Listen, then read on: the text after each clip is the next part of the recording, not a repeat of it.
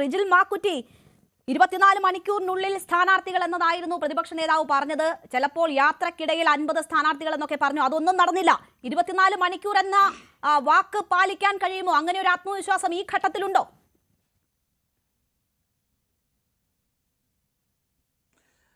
ശ്രീമതി, പറഞ്ഞോളൂ. ബഹുമാനിയായ പ്രതിപക്ഷ നേതാവ് വളരെ കൃത്യമായി പറഞ്ഞ കാര്യങ്ങൾ, രേണുക, ബഹുമാന്യ പ്രതിപക്ഷ നേതാവ് പറഞ്ഞ കാര്യങ്ങൾക്കകത്ത് ഒരു അർത്ഥശങ്കക്കും ഞങ്ങൾക്കിടയില്ല. ഞങ്ങൾ സ്ഥാനാർത്ഥി 24 മണിക്കൂറിനകം ഇവിടെ വരും. ഇടതുപക്ഷ ജനാധിപത്യ മുന്നണിയെ സംബന്ധിച്ച് വളരെ ശക്തമായ രൂപത്തിലുള്ള ജനവികാരം അവർക്കെതിരായിട്ട് ഉണ്ട് എന്നതിന് വരാനിരിക്കുന്ന തെരഞ്ഞെടുപ്പ് റിസൾട്ട് നമുക്ക് കാണാൻ പോവുകയാണ്. ഇടതുപക്ഷത്തിനാണ് അകത്താണ് അനൈക്യം എന്നുള്ളതിൻ്റെ തെളിവാണല്ലോ ഇവരുടെ ഏറ്റവും സമുന്നതനായ നേതാവ് ശ്രീ ജി സുധാകരൻ.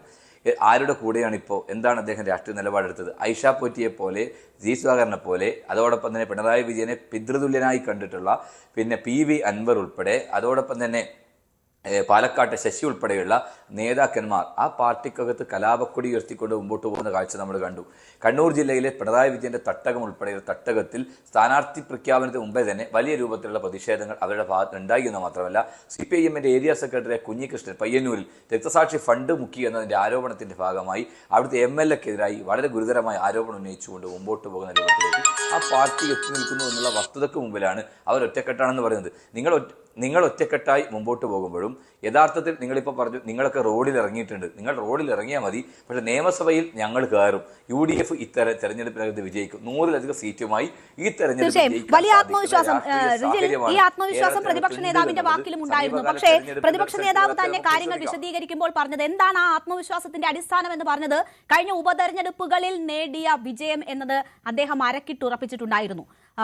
ആ ഉപതെരഞ്ഞെടുപ്പുകളിലെ വിജയം എന്ന് പറയുമ്പോൾ ആ ഉപതെരഞ്ഞെടുപ്പുകളിൽ നിങ്ങൾക്ക് പ്രഖ്യാപനം വന്ന് മണിക്കൂറുകൾക്കകം സ്ഥാനാർത്ഥിയെ പ്രഖ്യാപിക്കാൻ കഴിഞ്ഞിരുന്നു. ആദ്യം തെരഞ്ഞെടുപ്പ് രംഗത്തിറങ്ങാൻ കഴിഞ്ഞിരുന്നു. അതൊരു വലിയ അഡ്വാൻറ്റേജ് ആയിരുന്നു. അത് നിങ്ങൾ തന്നെ വിലയിരുത്തിയിട്ടുള്ള കാര്യമാണ്. പ്രതിപക്ഷ നേതാവ് തന്നെ പരസ്യമായി പറഞ്ഞിട്ടുള്ള കാര്യമാണ്. ആ അഡ്വാൻറ്റേജ് ഇതാ ഈ തെരഞ്ഞെടുപ്പിൽ നിങ്ങൾക്ക് നഷ്ടപ്പെട്ടിരിക്കുന്നു. അല്ല, തെരഞ്ഞെടുപ്പ് പ്രഖ്യാപിച്ച് 24 മണിക്കൂറിനകം സ്ഥാനാർത്ഥിയെ പ്രഖ്യാപിക്കുമെന്ന് പറഞ്ഞാൽ ആ സ്ഥാനാർത്ഥിയെ പ്രഖ്യാപിക്കും.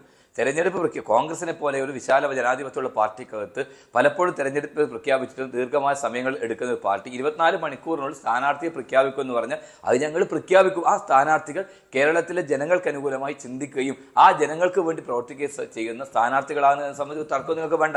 എന്തുകൊണ്ടാണ് ആത്മവിശ്വാസം? ഞങ്ങൾ ജയിച്ചത് ഈ രണ്ടാം ഘട്ട LDF ഭരണത്തിന് ശേഷം നടന്ന ഉപതെരഞ്ഞെടുപ്പുകളിൽ ബഹുമാന പ്രതിപക്ഷ നേതാവ് അതിന്റെ കണക്ക് പറഞ്ഞിട്ടുണ്ട്. ഞങ്ങൾ ജയിച്ചത് പുതുപ്പള്ളിയിലും തൃക്കാക്കരയും പാലക്കാടും നിലമ്പൂരും. ഞങ്ങൾ നേടിയ വിജയം എന്താണ്? ജനങ്ങൾ തന്ന വിജയമാണ്. ചേലക്കരയിൽ 40,000-ൽ പരം വോട്ട് ജയിച്ച സ്ഥലത്ത് നിന്ന് ഞങ്ങളത് അവരുടെ ഭൂരിപക്ഷം ഗണ്യമായി കുറച്ചു കൊണ്ടുവരാൻ ഞങ്ങൾക്ക് സാധിച്ചിട്ടുണ്ട്. അതിനുശേഷം നടന്ന നമുക്കറിയാൻ സാധിക്കും പാർലമെന്റ് തെരഞ്ഞെടുപ്പ് വലിയ ഭൂരിപക്ഷമാണ്. ഈ പാർലമെന്റ് തെരഞ്ഞെടുപ്പിൽ പ്രത്യേകിച്ച് വടക്കേ മലബാർ ഉൾപ്പെടെ CPM കോട്ടകളിൽ ഓരോ സ്ഥലത്തും വലിയ രൂപത്തിലുള്ള മുന്നേറ്റമാണ് ഞങ്ങൾ നടത്തിയത്.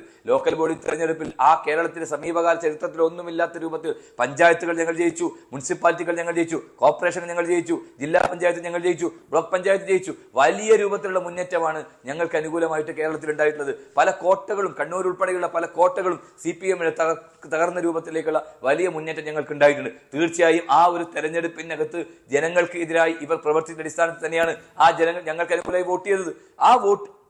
ആ ഒരു അവസ്ഥ തന്നെയാണ് ഇപ്പൊ PR വർക്കിലൂടെ അതോടെ മോഹൻലാലിനെ ഉപയോഗിച്ച് ഇന്റർവ്യൂ നടത്തി, സർക്കാരിന്റെ പണം ഉപയോഗിച്ച് ഇന്റർവ്യൂ നടത്തിയും വലിയ രൂപത്തിലുള്ള ഒരു പരസ്യങ്ങൾ നൽകിയും PRDയെ LDF UDF പ്രചരണായുധമാക്കി ഉപയോഗിച്ചും കോടിക്കണക്കിന് രൂപയുടെ കോടാനുകോടി രൂപയുടെ PR വർക്കിന്റെ ഭാഗമായി നിങ്ങൾ നഷ്ടപ്പെട്ട മുഖം തിരിച്ചു കൊണ്ടുവരാൻ ശ്രമിച്ചാൽ ആ മുഖം നഷ്ടപ്പെട്ടു തന്നെ ഇരിക്കും. തെരഞ്ഞെടുപ്പ് റിസൾട്ട് വരുമ്പോൾ ഇടതുപക്ഷത്തിനെതിരായിട്ടുള്ള വലിയ ജനവികാരമാകും. കേരളത്തിന്റെ സമീപകാല ചരിത്രത്തിൽ ഇല്ലാത്ത രൂപത്തിലുള്ള വലിയ രൂപത്തിൽ തിരിച്ചടി നിങ്ങൾക്ക് കിട്ടും. എല്ലാ മേഖലയും പരാജയപ്പെട്ട സർക്കാർ, ആരോഗ്യരംഗം ഇതുപോലെ തകർന്നൊരു കാലഘട്ടം ഉണ്ടായിട്ടുണ്ടോ? കേരളത്തിലെ തൊഴിലില്ലാത്തൊരു അവസ്ഥയിലേക്ക് കേരളത്തിൽ തള്ളിവിട്ടില്ലേ? ചെറുപ്പക്കാരുടെ അവസ്ഥ എന്താണ്? അതോടൊപ്പം തന്നെ മറ്റ് ക്രമസമാധാന രംഗം ഏറ്റവും ഒടുവിൽ ആളുകളെ പട്ടാപ്പകൽ കുത്തിക്കൊല്ലുന്ന നാടായി ഇവിടുത്തെ ആളുകൾ മാറുന്നു. അതോടൊപ്പം തന്നെ ഇവരുണ്ടാക്കി വെച്ചിട്ടുള്ള ഒരു കേരളത്തെ വിഭജിക്കാനുള്ള ശ്രമങ്ങളുമായി ഇവിടെ നേതാക്കന്മാർ നടത്തിയ പ്രസ്താവനകളുണ്ട്. എന്താണ് സജി ചെറിയാൻ പറഞ്ഞത്? ഇവിടുത്തെ നിങ്ങൾ കാസർഗോഡ് നോക്കൂ, നിങ്ങൾ മലപ്പുറത്ത് നോക്കൂ, ഗുജറാത്തിൽ BJP സംഘപരിവാർ പറയുന്ന കാര്യമാണ് സജി ചെറിയാനെ പോലുള്ള ഒരു മന്ത്രി പറഞ്ഞുകൊണ്ടിരുന്ന കാര്യങ്ങളാണ് ശ്രീ റിജിൽ മാക്കുറ്റി. ഇനി ഈ കാര്യങ്ങളൊക്കെ പറയാൻ പോലും സമയമുണ്ടോന്ന് അറിയില്ല. കാരണം പ്രചരണത്തിന് അത്രയൊന്നും സമയമില്ല.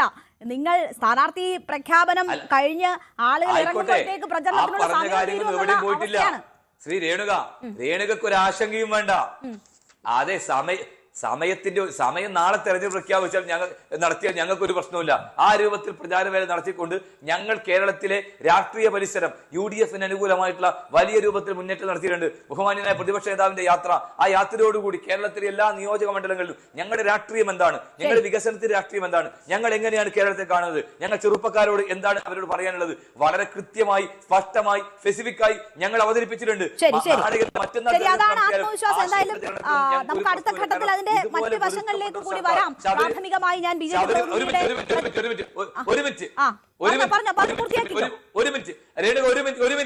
ഒരു മിനിറ്റ്. ശബരിമലയിൽ അയ്യപ്പന്റെ സ്വർണം പോലെ കാട്ടുകള്ളന്മാർ, ആ കൊള്ളക്കാരാണ് ഇടതുപക്ഷമെന്ന്, സ്വന്തം രക്തസാക്ഷികളുടെ ഫണ്ട് പോലും മുഖ്യവരാണ് ഇവരെന്ന് പാർട്ടി സഖാക്കൾ, യഥാർത്ഥ പാർട്ടി സഖാക്കൾ ചിന്തിക്കുമ്പോൾ അതിന്റെ ബഹുസ്ഫുരണമാണ് ജി സുധാകരൻ എന്ന് പറയുന്ന CPM നേതാവ്. അതുകൊണ്ട് എല്ലാ തലത്തിലും ഇവർക്കെതിരെയുള്ള വലിയ മുന്നേറ്റമാണ് ഈ തെരഞ്ഞെടുപ്പിനകത്ത് ഉണ്ടാകാൻ പോകുന്നത്. അതുകൊണ്ട് ഞങ്ങൾക്ക് ഒരു ആത്മവിശ്വാസ കുറവും ഞങ്ങൾക്കില്ല. ഞങ്ങൾ അതിശക്തമായി രാഷ്ട്രീയ ഭൂമികയിൽ നൂറിലധികം സീറ്റുമായി വരുമെന്നതാണ്, അല്ലെങ്കിൽ വനവാസം എന്നതാണ് പ്രതിപക്ഷ നേതാവ് പറഞ്ഞിരിക്കുന്നത് എന്നത് നമുക്ക് മുന്നിലുള്ള വാക്കാണ്. അപ്പോൾ കോൺഗ്രസിനെ സംബന്ധിച്ച് തിരിച്ചു വന്നേ മതിയാകൂ എന്ന തെരഞ്ഞെടുപ്പ് കൂടിയാണ്. ഞാൻ താങ്കളിലേക്ക് എത്താം. ശ്രീ ശ്യാംകുമാർ, നോക്കൂ, CPM-ഉം CPI-യും സ്ഥാനാർത്ഥികളെ പ്രഖ്യാപിച്ച് റോഡ് ഷോ തുടങ്ങി പ്രചരണം ആരംഭിച്ചിരിക്കുന്നു. കോൺഗ്രസ് 24 മണിക്കൂറിനുള്ളിൽ സ്ഥാനാർത്ഥികളെന്ന് വീണ്ടും ആവർത്തിക്കുന്നു. ചിത്രത്തിലേ കാണുന്നില്ല NDA. ഒരു നേതാവിന്റെ പോലും പ്രതികരണം ഈ തെരഞ്ഞെടുപ്പ് പ്രഖ്യാപനത്തിന് ശേഷം വന്നിട്ടില്ല. തെരഞ്ഞെടുപ്പ് കമ്മീഷനുമായി ബന്ധപ്പെട്ടുള്ള കാര്യങ്ങളിലൊക്കെ നിങ്ങളാണ് ആരോപണ വിധേയരായി ഇരിക്കുന്നത്. പക്ഷേ ഇതിപ്പോ കമ്മീഷന്റെ ഭാഗത്ത് നിന്ന് നിങ്ങൾക്ക് തന്നെ അടിയേറ്റോ?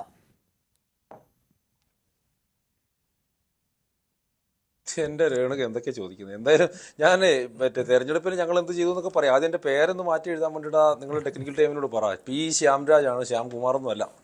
ഞാൻ ന്യൂസ് 18 ആദ്യമായിട്ടല്ലല്ലോ, അപ്പോൾ അവരോടൊന്നും ശ്രദ്ധിക്കാൻ വേണ്ടിയിട്ട് പറയും. ഒരു കാര്യം. 2, നോക്കൂ, തെരഞ്ഞെടുപ്പ് ഇന്നിപ്പോൾ പ്രഖ്യാപിച്ചിരിക്കുകയാണ്. നിങ്ങൾ കണ്ടിട്ടുണ്ടാവും ഞങ്ങൾ എത്രമാത്രം മുൻ തവണകളെ അപേക്ഷിച്ച് എത്രമാത്രം മുമ്പോട്ട് പോയിട്ടുണ്ട് എന്നുള്ളത്. കേരളത്തിലെ ഒരു മാധ്യമ പ്രവർത്തകർ എന്ന നിലയിൽ താങ്കളും മാധ്യമം എന്നുള്ള രീതിയിൽ ന്യൂസ് 18 കണ്ടിട്ടുണ്ടാവും എന്നാണ് ഞാൻ കരുതുന്നത്. നോക്കൂ, ഇന്നിപ്പോൾ ഇലക്ഷൻ പ്രഖ്യാപിച്ചിരിക്കുകയാണ്. അപ്പോൾ 24 മണിക്കൂർ ശേഷമാണ്, 26 മണിക്കൂർ ശേഷമാണെന്നുള്ളത് നാളെ നിങ്ങൾക്ക് മനസ്സിലാകും.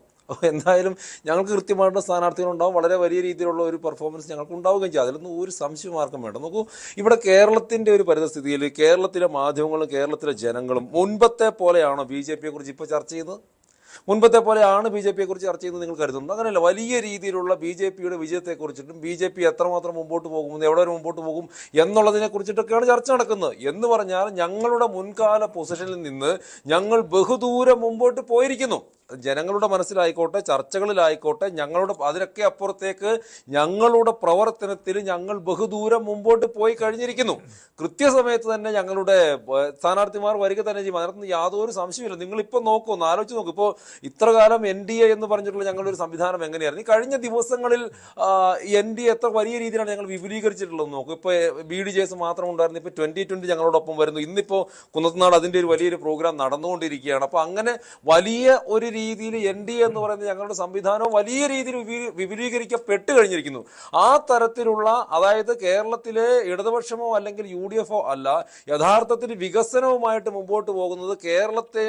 കേരളം എങ്ങനെയാണോ ഉണ്ടായിരുന്നത് ആ കേരളത്തെ തച്ചു തകർത്ത ഇടതുപക്ഷത്തെയും UDF-നെയും കൂടുതൽ വാർത്തകൾക്ക് News 18 Keralam YouTube channel subscribe ചെയ്യുക.